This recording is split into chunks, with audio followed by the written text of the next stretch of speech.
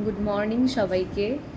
তো এই যে চা নিয়ে বসে গেছি এখন, আর একটু পরে স্নান করব। স্নান করে আমাদের বাড়িরই শিব ঠাকুরের মাথায় জল ঢালবো, কারণ মন্দিরে গেলে প্রচণ্ড ভিড়। আমি আগের একটা ভিডিওতেই বলেছি, সেই জন্য মন্দিরে আর যাওয়া হয় না আমাদের এখানে।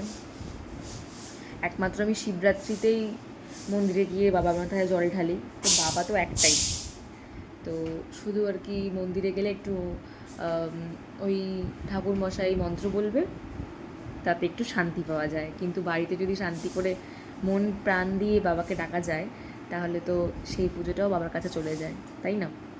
তো কারা কারা আজকে মন্দিরে যাচ্ছ আমাকে জানিও, আর কারা কারা বাড়িতে পুজো দিচ্ছ আমাকে সেটাও কমেন্ট করে জানিও, ঠিক আছে? তো হর হর মহাদেব।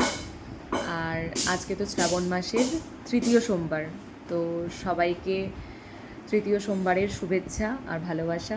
তো চলো আজকের দিনটা শুরু করা যাক।